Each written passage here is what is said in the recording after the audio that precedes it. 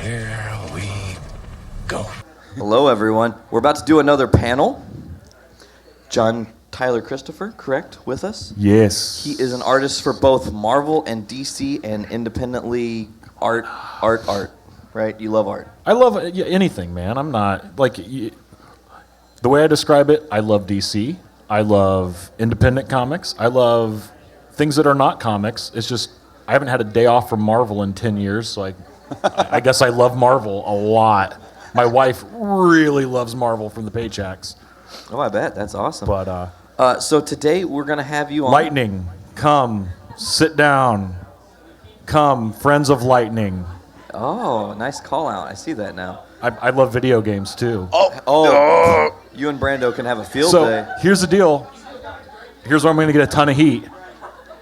I kind of liked Final Fantasy 13. You know what? I have the trilogy, and I put like 10 hours into it, and then I kind of shelved it because I've got like 817 games in my collection. You like video games more than me then? Yes, okay. I've got anything from NES to modern. Nice. And so it's like the problem is I never have something not to play. Okay. But the real issue is say 15 came out, and I liked it, but it wasn't gripping me. And then I'm like, well, I've got this other game to play, and then Zelda Breath of the Wild came out. That's what I'm on right now. I so love it. I just got a horse. Switch or Wii U? Switch. What kind of Switch did you get? Black or with the multicolored Joy-Cons? I went all gray. Oh, technically gray, I guess, is the right color. I did. I should have gotten one extra set of the reds and blues. So, because I play a lot of games with my kids. Yeah. Awesome. Like my video game time is very limited with my workload. So I do focus on what can I play with my children. But Breath of the Wild's amazing. Although, honestly, I'm still playing Metal Gear Solid 5. Really? Yeah. I'm perfecting it. So gameplay wise, I thought that game was absolutely amazing. yeah, the story, no. Well, yeah, it kind of trails off. Yeah. Probably about mission 30. It's kind of when it because there's 40. Then after mission 30, it's like, hey, here's a new one. But this next one is one that you did a while ago with the difficulty turn way up. And yeah, that's. I liked it though. No, just I've never felt like I was a ninja espionage agent, and you do in that game.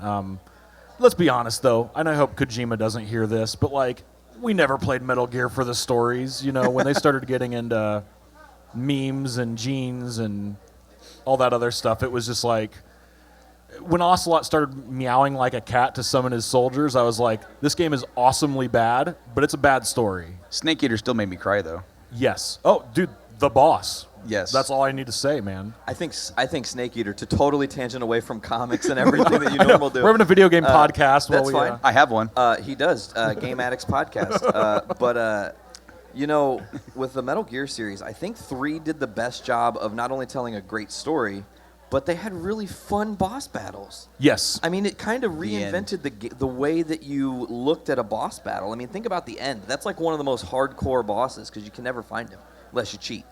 But I was gonna say, just like Psycho Manus, there was these weird little tricks that once you found out, you're like, wait, I can just change my clock. Yeah. And he's dead. And he's dead of old age. He died of old age. Do you guys play video games at all?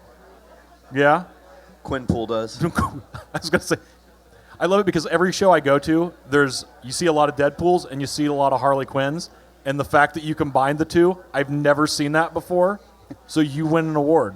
He even did the finger. That's hilarious. Awesome. He was on earlier with Journey into Comics. So to get down into brass tacks, you said you love DC. You love independent comics. You work for Marvel, so you're, I guess, contractually obligated to say you love Marvel. But they are kind of opposite pillars, right? Yeah, well, they are. There are major differences in the comic books, but I think also, do you guys watch the Marvel, do you guys watch the movies? Yes. The TV shows? No. Well, yeah. The Netflix series. Is anyone here a huge DC movie fan, TV fan, okay, watching Flash? TV, yes. Okay. Movies, no. And that was my big argument, is that how are the TV series doing so much better than the movies is way beyond me. Well, here's my take Okay. on it, and I might be wrong. So if I speak out of turn, I apologize. But like, I look at the DC TV shows acknowledge their source material in the same way that Marvel acknowledges their source material thematically in their films, television, and everything else. DC has gotten everything right except their movies. In that, like, look at Bruce Timm, right, and what he did with the animated universe. Correct. That's Batman. The Yeah. Arkham series. That's Batman. Yeah. When I watch Batman v Superman, I'm like, that's not Batman. No. Batman doesn't use guns to kill people. Exactly. And you would think that, like, with him being such a great detective, wouldn't he have started piecing together the overall plot of like the letters trying to like rile him up? And It's like, oh, this is definitely Lex Luthor. Yeah. And wait a minute, Clark Kent, take your glasses off for a second. Oh, I got you figured out, buddy, but that didn't happen. The best Batman versus Superman I've ever seen was it World's Finest? Yes. Bruce Timm cartoon. Yeah, Like, absolutely. that was like, just film that and put it on the screen. We're good. But I think that Arrow's embraced the inherent cheesiness and silliness of Oliver, the same way that the Flash has, and the same way that, like, the success that Marvel has faced. You guys have seen Captain America, right? You've seen Thor. Yep. You've seen Guardians. You've seen the Avengers. What makes those, in my opinion, so successful is that they're each unique universes in the same way that our world is, that when they collide, it creates this inherent drama and tension amongst the characters that when everything is gray, everything's just, oh, cool, that is good.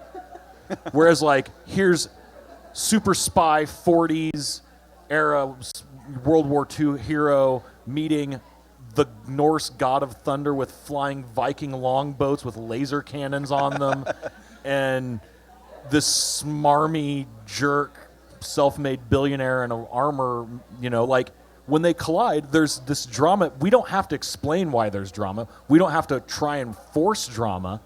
There's just drama because of who they are. Mm-hmm. And the Marvel films have created that universe. I did a panel once, and we were talking about just the differences in the film.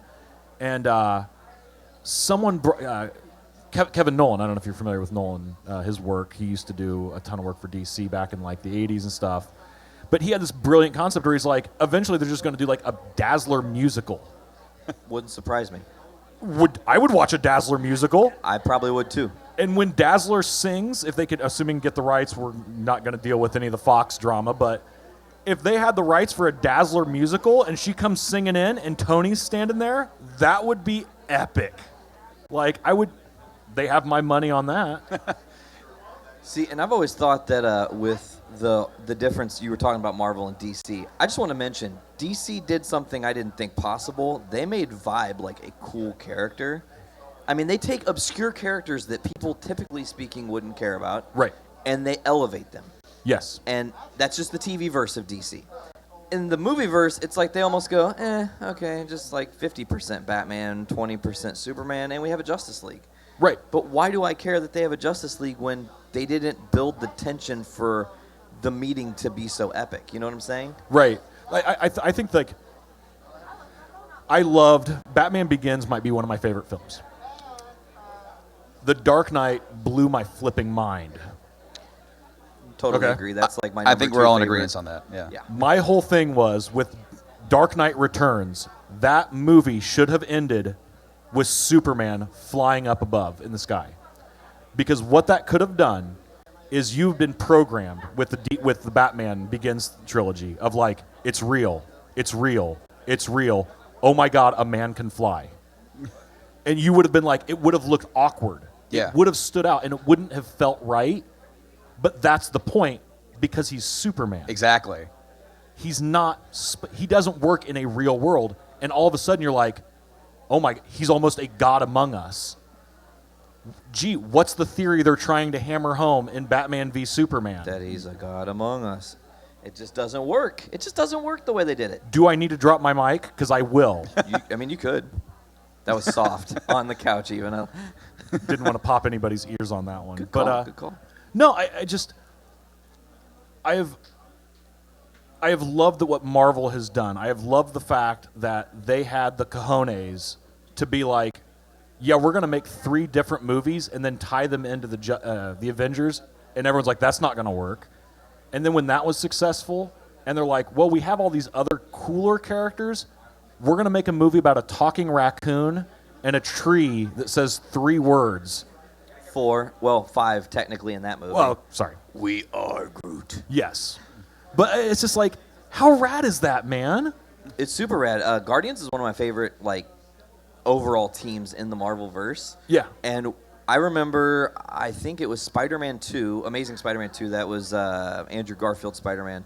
I was in the theater to see that, 3D, and the trailer for Guardians dropped in 3D and blew my mind. I don't think I shut up about it for like the next 6 months. And then when I saw it, I had to see it again and again and again. And now I have like every kind of Guardians collectible you can probably imagine. I own like a cassette of the mixtape soundtrack. Volume 1 Nice. and a couple different versions of the vinyl.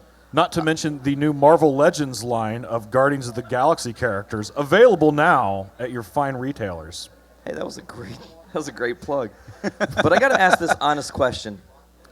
Marvel versus DC. Let's get into the books aspect. You've done work for both, right? I did 3 covers for Voodoo when they did the new 52. And other than that, like I said, I've never had a day off of Marvel in 10 years. So Wow. Is there any passion project within Marvel and or DC that you haven't been thrown but you're looking for? Oh, yeah. I mean, look, anyone who's into comic books, I don't care what you're a fan of.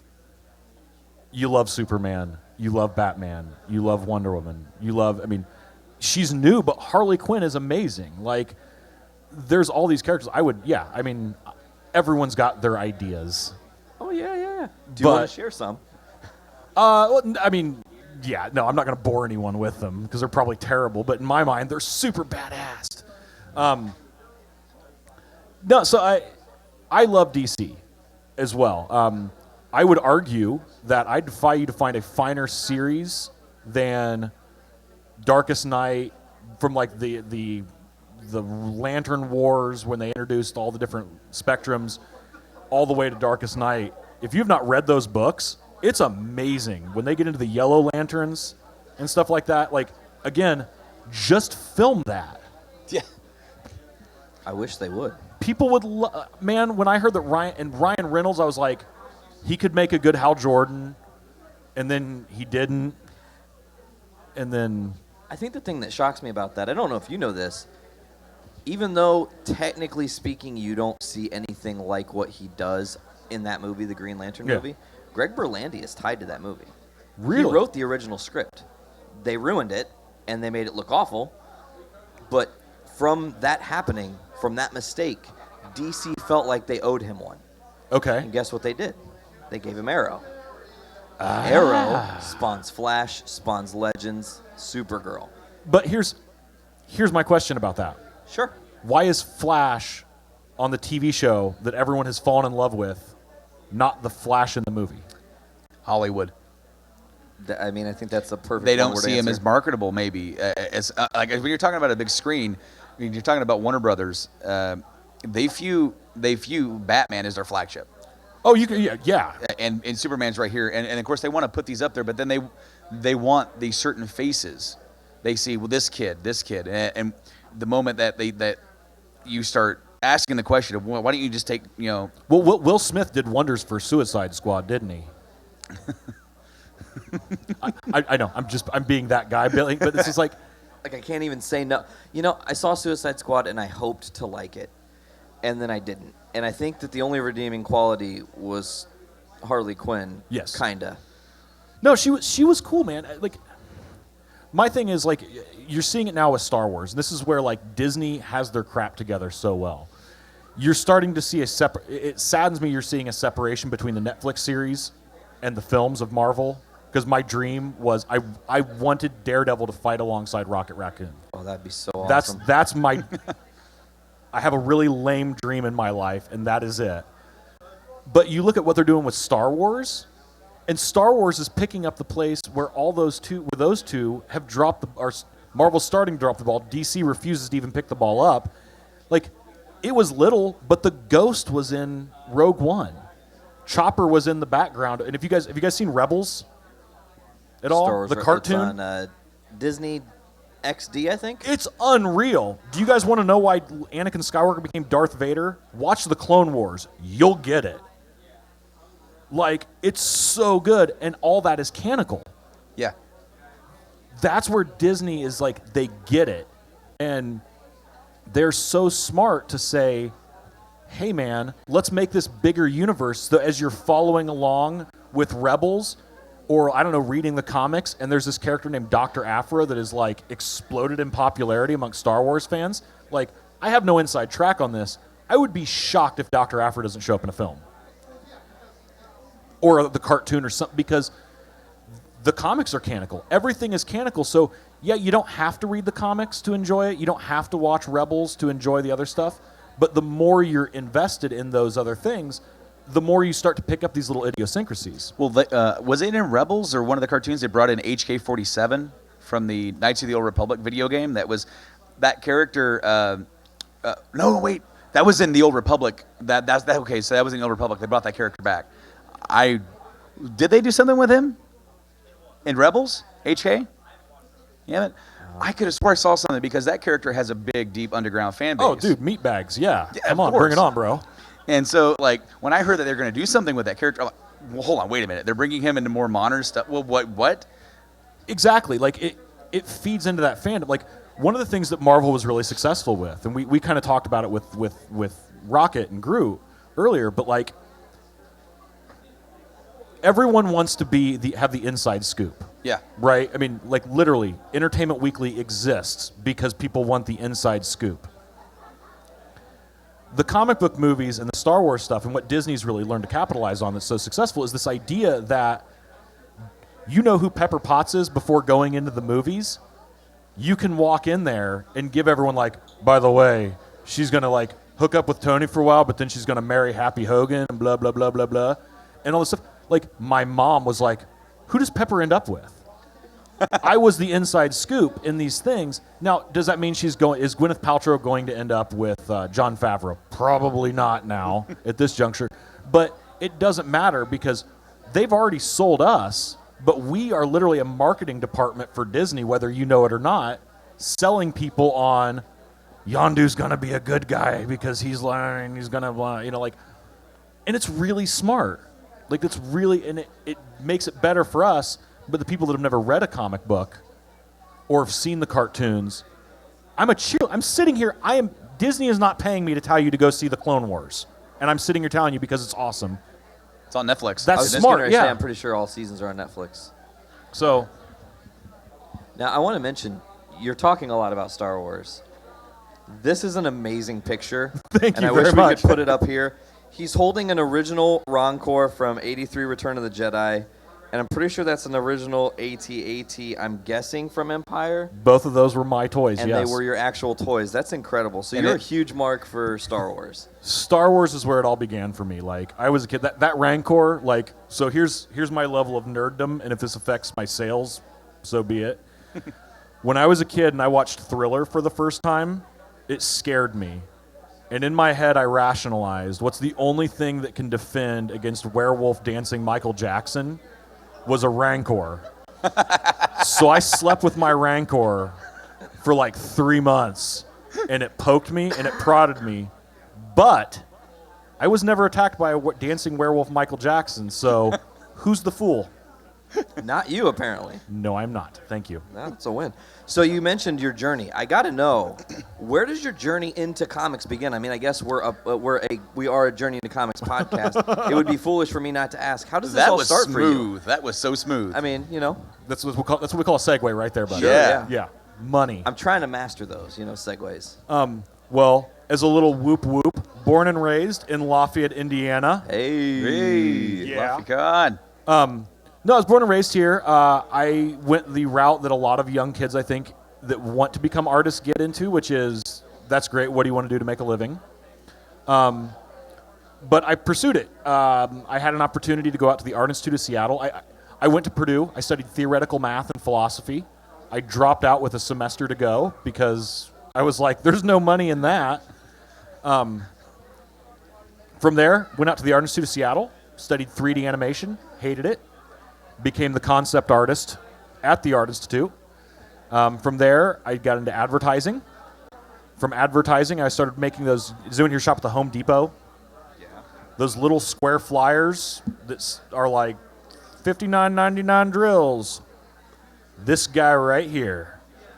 So I was making those, drawing that. I learned a ton in my advertising world about like how to read market sheets, how to understand sales, how to understand demographics, blah, blah, blah. On the side, started drawing pictures that I wanted to. Met a gentleman who was part of a studio with Georges Gianti, Buffy the Vampire Slayer artist, cool. Gambit, other things like that. Dexter Vines, the inker on Civil War, Old Man Logan, one of the most talented people I've ever met. It's weird. He actually inked something of mine, and he accidentally spilled ink on it.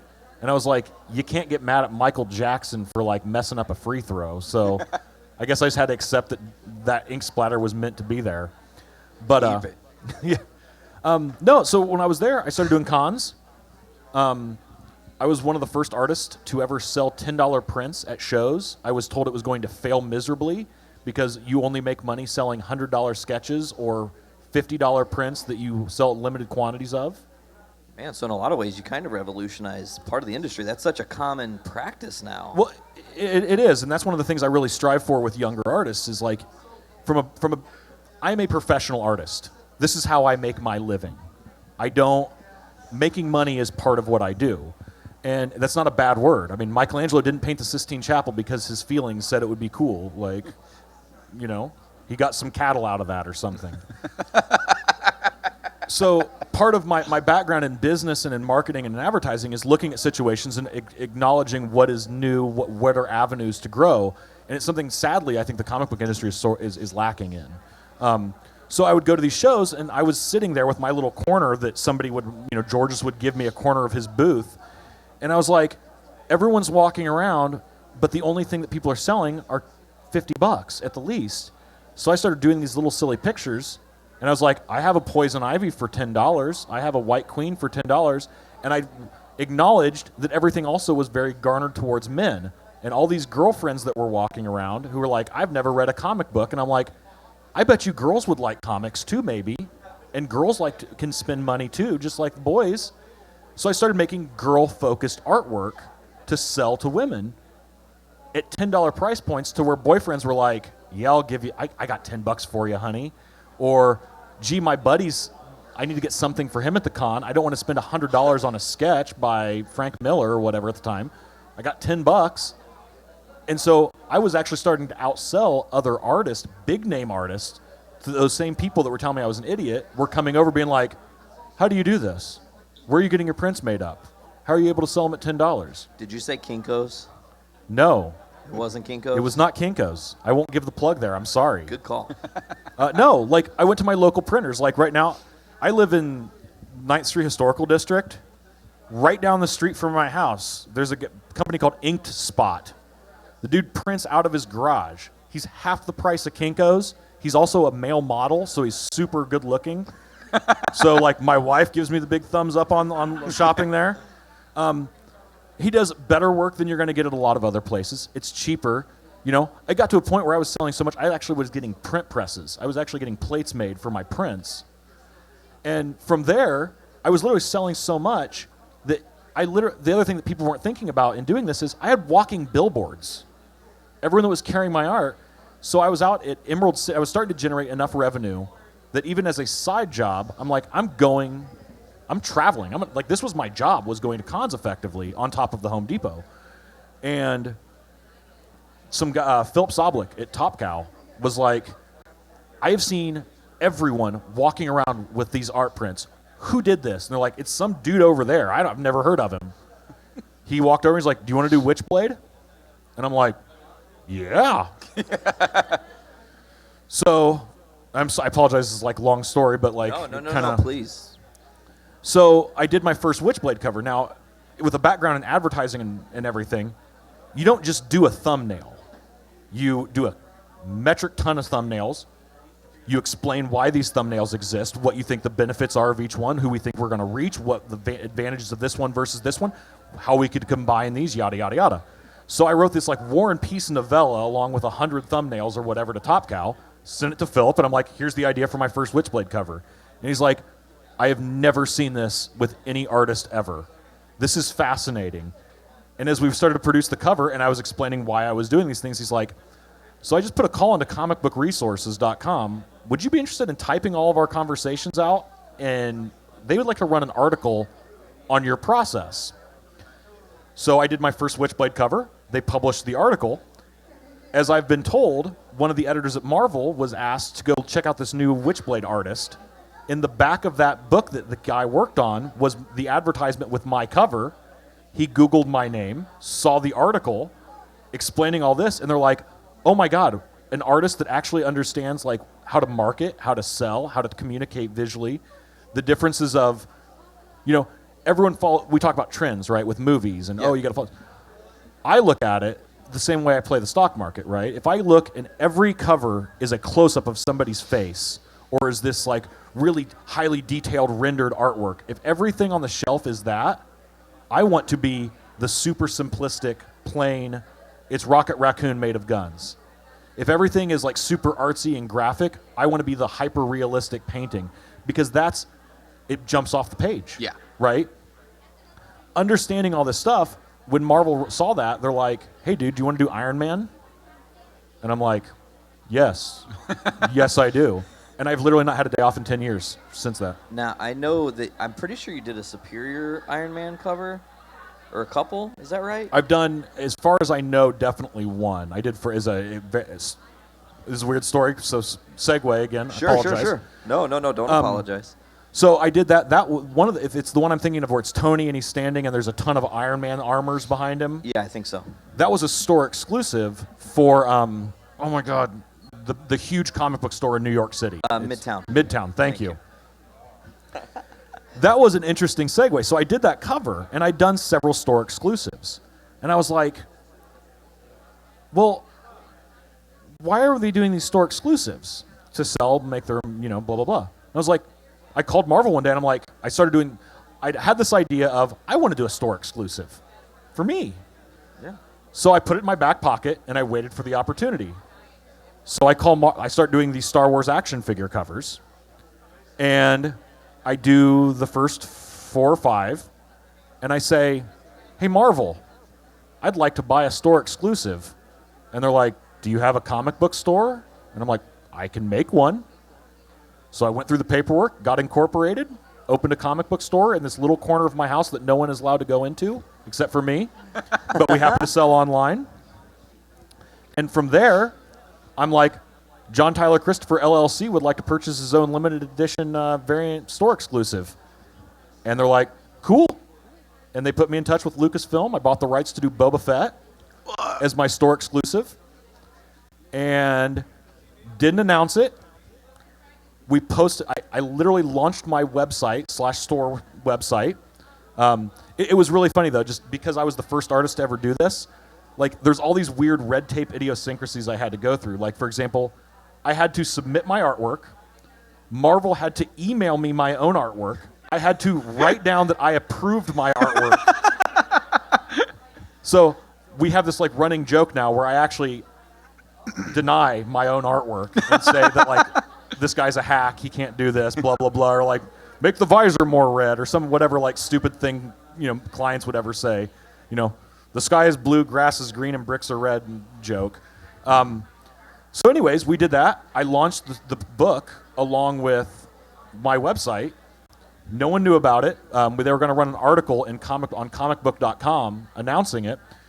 We ended up selling 75% of my stock in the first 8 hours. Like, somebody just discovered it, and it did what the internet does. Flippers? Viral. Some flippers. Yeah. Which is cool. Dude, God bless flippers. Hey, because they're putting a big spotlight on your work. Make money, man. Absolutely. If you can make money off of me, cowabunga, bro. Like, look, the idea that people have against like hating flippers, or like, I won't mention any artist names, but if you're familiar with certain artists, you might know who I'm talking about. But like, they choose to do one sketch a show. And they'll do their one sketch a show, and then someone will sell that sketch, and he'll charge you like $200 for the sketch, and then you'll turn around and sell it on eBay for like $3,500. And like, they get upset by that. And he's like, I might not do sketches anymore at shows. And I'm like, either you need to charge more, or you just need to be cool. Like, the way I look at it, man, if you buy one of my prints and you take it home and use it as toilet paper, I got my $10. Right? What like, you do with it is your own. it's your piece of art. Yeah, totally. I don't care. And that was with Boba Fett. Like, that was the same philosophy. And with the variants that I sell, it's like, if you can flip.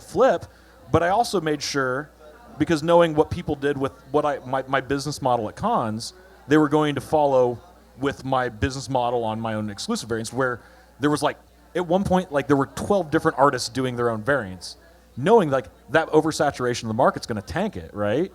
So I focused less on accommodating to the flippers, even though I'm fine with them, and more about how do we create a long-term sustainable business model by repeat customers, targeting the people that actually enjoy what I do, to where I've been blessed, and I'll knock on wood all day, every time we've done a Star Wars book, I sell out.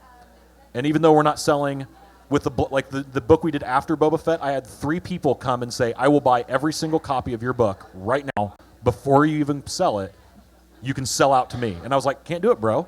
Because if I do that, I'm screwing over all my fans. Mm-hmm. And by doing that, every single time, even though we're selling less quantity per person, we've actually gained new fans that we've sold out. And like, if we got to a point where I sold every copy to the same number of people and we sold 1 per person, I'm cool with that. Because at the end of the day, they're going to keep coming back. They're happy. And also, it's all, I don't care where that money comes from. Like, I get paid, man. Right. Woo! No, I think that your art is really awesome. Like, honestly. Dankeschön. You have a very cool minimalistic approach. Oh, thank you. Personally, I really love the minimalistic style, even though you also have really intricate detail within your minimalism, and that's hard to pull off. So I love that. But Brandon, did you have anything off the top of your head you were thinking about asking? It's just so difficult to just come up with a question because it's so natural just to riff, and just to just talk. Is there anything like coming down the pike that you can say that you're currently working on? I'm not allowed to. I will say, you might enjoy something that's coming out soon for certain books. Okay. After what you just said. Okay. A minute ago. Wink. So. Good call. I was just like. No, it's one of those weird things. It's like, it's always challenging whenever you get the inside scoop on stuff. Like, I did some work on Iron Man 3. Like, I had the cat was out of the bag for me. And you really learn to appreciate things on different levels when you work in the industry. So, like, I can appreciate movies on different levels now. Like, I used to rag on Michael Bay all the time.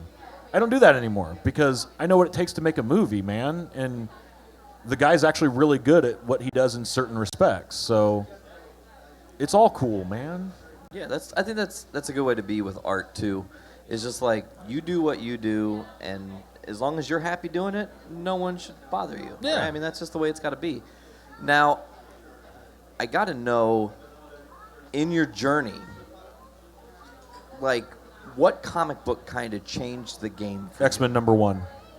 Really? Dude, I'm a child of the 90s, man. So, like, not Uncanny #1. You're talking the 90s release. Jim Lee's X-Men #1. Excellent. Is the holy grail of comics to me. Like, I have drawn that comic book. So, to my journey into comics, if you will. Awesome. So, okay, I went to McCutcheon. I don't know if anyone here went to McCutcheon. Nancy Geyer, super rad. When I was in school, I wanted to be Jim Lee. Like, that's all I wanted. I wanted to be Jim Lee so bad. One day, I had this, like, weird epiphany. And I'm like, well, if I want to be Jim Lee, who did Jim Lee want to be? And he wanted to be Art Adams. Yeah. Like, if you look at Art Adams' run on New Mutants, Jim Lee traced some of the New Mutants books from Art Adams in to make X-Men #1. And then it was like, well, cool. Well, if he wants to be Art Adams, who does Art Adams want to be? And you start going down this rabbit hole, of, oh my God, my teachers were right. Michelangelo, Da Vinci, like all of these classic paintings, and you start to uncover like the coolness and what was made people like Warhol so rad and fine art. So you retroactively see, like now when I look at it, it's like Jim Lee is amazing and is my favorite comic book artist, but my God, has there ever been a painter like Rembrandt? The answer is no. He's unbelievable. And it's like you start to see these trends and how art moves and throughout the ages. It's so cool. And I think one thing, I was over at your booth earlier, we were talking, and you brought up Coles Phillips, I think? Coles as Phillips. inspiration for something you're doing, and you said he was a 1900s artist. Yeah, if you guys go to my booth, there's these pictures of characters. Like actually, in your red bag, there's a Champions comic book that I did. That was the Miss Marvel, right?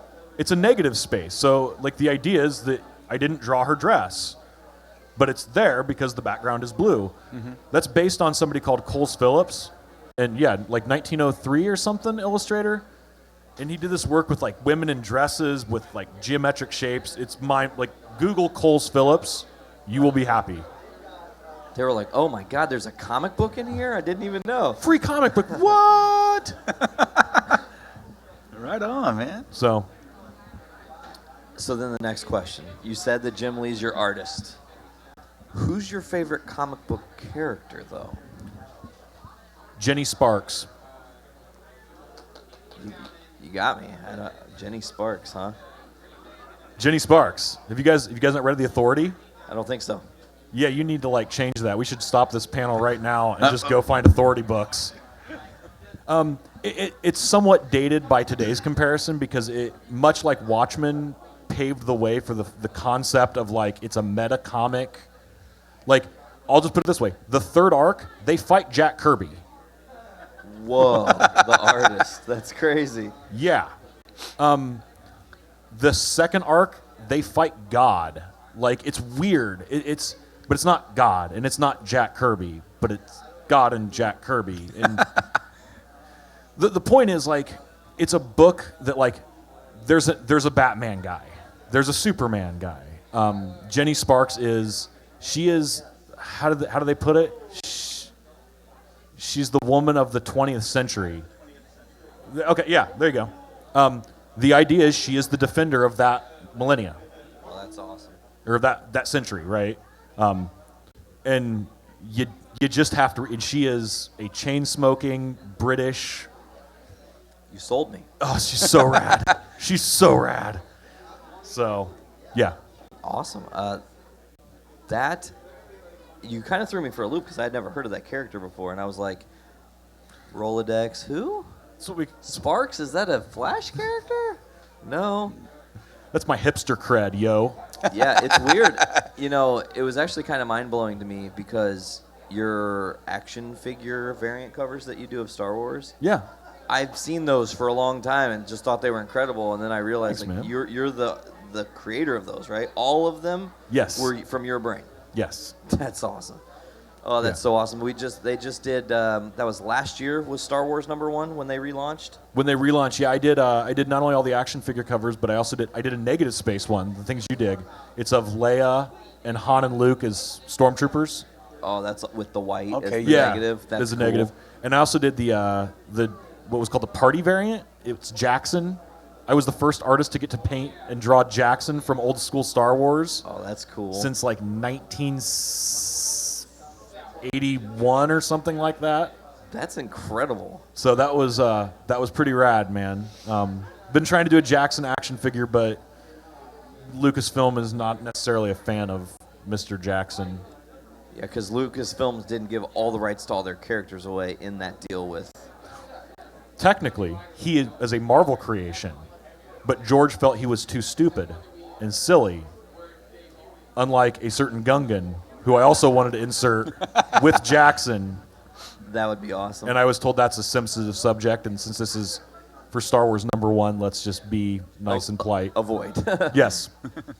Although, here's the deal. With the action figures, and I mentioned like the exclusive variants I do of those, I've done like 8 of those at this point. My dream is to do a Jar Jar action figure on my site, and I will give one to every person that has ever bought from me, and that is it, and it will be the most rare comic, so Jar Jar will be worth a ton of money, and everyone will want Jar Jar Binks. Note to self, go buy all of his comics online right now. No, yes. You will be like, oh my God, he's worth like $1,000. I have to get a Jar Jar Binks, and I will laugh at you, and I will point at you. He just said Jar Jar is Snoke. Dude, if that's the case, I'm down. See, I thought Snoke was a reincarnated Darth Maul, but that's for another podcast. Oh, hey. Really? Huh. I didn't know Snoke was original character. I'm digging the new one. Yeah. I am totally happy with where they're going. BB-8's the coolest droid. Yes. Arguably the coolest droid. Especially with the flame thumbs. Yes. So before we close, how nervous were you? Day one, Force Awakens, you're sitting in the theater.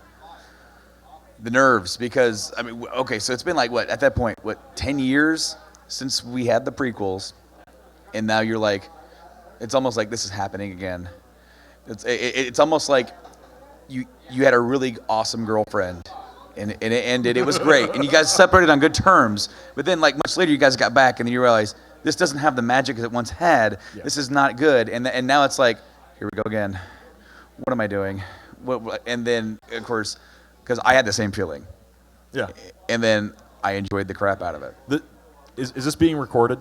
Yes. Sure. Okay, then I'll have a story for after. Fair recording. Enough. Fair enough. No, I was super nervous, and I was so relieved, and I think that the direction they're going in is absolutely brilliant. Look, man, I have struggled. I don't know if any of you have young children. I've struggled to get my daughters into liking Star Wars. The Clone Wars did a really good job of it, and Rebels is doing good. But my God, we walked out of The Force Awakens, and both my daughters were like, I'm Rey. No, I'm Rey. Daddy, can we go buy lightsabers? And at that moment, I was just like, thank you, Disney. I got to go home. I went and bought a red lightsaber and a blue and a green lightsaber, and I went and had a lightsaber fight with my daughters that night. That's incredible. I couldn't sleep. I had to go home and go right to bed so I can go to work in the morning. And I'm laying in bed going, I'm too excited. My brain wouldn't shut off because now you just saw a good Star Wars movie the first time in forever. And now your brain's going, well, what's next? What's here? What's there? Oh. That movie was so rad that you knew that Rey was going to get that lightsaber, and you still went oh my God, she got the lightsaber when it happened. Totally. That was filmmaking genius right there. So now, before we close this panel, I think we've only got probably about 10 minutes. I don't know what the time is. It is. We are at 3:43. Luckily for our audience, you're back tomorrow. We're doing another panel with you, and we can keep riffing however we want. But before we go, are there any audience questions you would like to ask him before we go?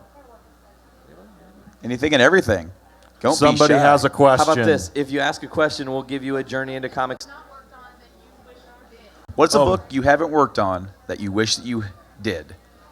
That's a great question. And I'll keep it to Marvel just because, again, like DC, love to do Batman and blah, blah.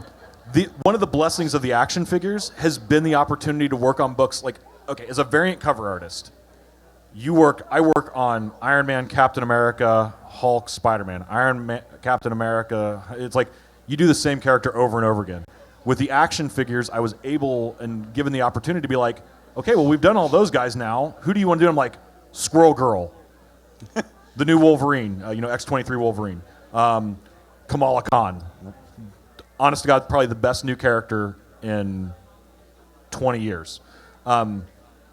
So all those side characters, but I've really wanted to do an Uncle Ben, just because when do you get to draw Uncle Ben, or Tombstone?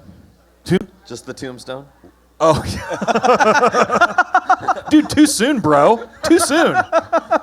Or Stan Lee once broke a fight up between Spider-Man and Batman, right? And he said, "Stop, or I'll call your oh."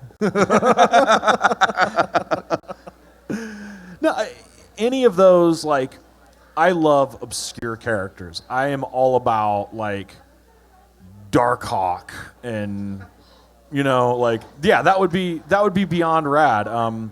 Again, child of the 90s, like if my dream job would be to do, and I don't care if I even sell a single copy, but doing a store exclusive variant for my store of every single character from Generation X.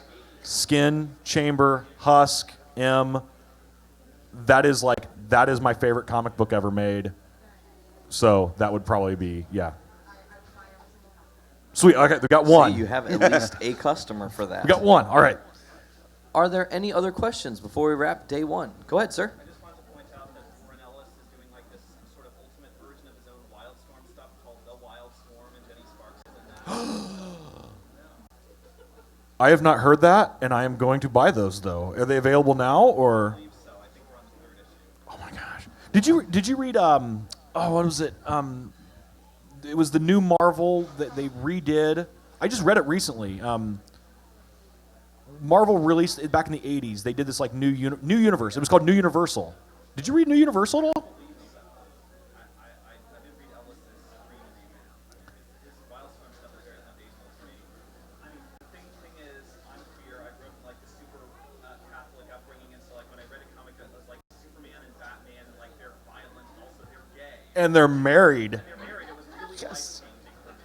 Awesome. And so, and also I love Planetary, which sort of wordy. And so the Ellis, I'm glad there's somebody else who really appreciates the Ellis Wildstorm type. Dude, it was if nothing else, I give them kudos for their cojones. So before the Authority started, they got rid of their old team, Stormwatch. How did they do this? With an Aliens crossover, where a Xenomorph killed the entire previous team. That is bold, man. I feel like I have some issues of Stormwatch, like laying around. It's cool, man, but Yeah. dude, they all get acid in the face. So That's just even be cooler. forewarned. Now I really want to read it, I like crossovers like that. All right, are there any other questions? Go for it. What do you think was the biggest thing that helped you get to where you are? I had very supporting parents. When I got married, I had a wife that acknowledged and was okay with the fact that it takes an obscene amount of hours to get where you're going. But it's following my dream, right? Like when I was a kid and I would play on my parents' farm out by Wainwright Middle School, I never wanted to like play football. I never wanted to like be in a movie. I wanted to draw comic books. That is what I wanted. And there's fuel for whenever anyone tells you can't do something, but if you have a vision and you have the tenacity to go after it, you can do anything. Whatever you want to do, I'm telling you right now, you have a better chance of following your dreams than anyone in the world has ever had before you, because of the internet, because you can get out there, you can meet people. If you want to be an actress, you can make YouTube videos now as a resume instead of, please, sir, can I have a job to be in your commercial? Like, now with comic book art, like if you want to be a comic book artist, make your own comic book. You can sell. Here's the brilliance of the internet, man. Like, back in the day, you had to make Marvel happy. Now, if you can find a true fan will give you $100 a year, right? If you can find 1,000 people that are true fans on the planet, that's not many people. Congratulations, you're making a 6-figure salary. You're what we call rolling, yo. So with music, with anything you want to do, you can do it, and you don't have to make suits happy. You can make yourself happy, and if you can make 1,000 fans in the world happy, congratulations, you got yourself a career. That's great advice, actually, yeah. That was awesome. Any other questions? Anybody else? A couple more, any more? No more? All right. I think we're going to go ahead and wrap it. John, thank you so much for coming on. Hey, thank you guys so much for having me. We're going to man. be I talking appreciate to it. you again tomorrow so we So can this- riff more about your journey and talk more about whatever we want to talk about. Cowabunga, dude. Maybe Ninja Turtles. We could totally riff on Ninja Turtles for several days. We could. It's also WrestleMania tomorrow. Are you a wrestling mark too? Buddy, you don't even know the half of it. You need to come on our podcast more often. Yeah, for This real. This is what we talk This about. is all we talk about. Can we discuss how much I hate Roman Reigns? Yes, ad nauseum. And Baron Corbin. And Baron Corbin, yes. the He's two. kind of his whole shtick as like the I hate ROH wrestlers deal in NXT was amazing. Go back to the Indies. Ugh. Baron Corbin actually won an award on our podcast for the first ever Baron Corbin award. Oh, well, you don't say. Yeah. He was nominated like 5 times. He was. He actually didn't win his own award for several years. That's a sign of suckitude I've never heard. I think Roman's up next year for the Baron Corbin award, though. So we'll talk about that later. But we're going to go ahead and cut this one now, I think so, dude. We're running low on time. We have another panel coming up. We have another panel coming up at 4 with the Wolfgar Weapons and Costs Awesome panel right up here at 4 o'clock. So definitely don't miss out on that. But don't forget to go visit John at his booth. Absolutely. Back there. All the way at the back. Like you can see it directly from here. He's got art for sale. And anything else you want to add? No, just thank you guys for listening. Thank you to everybody. And I hope you guys have a righteous rest of the day. Cool. Excellent. Thank you. Thank you.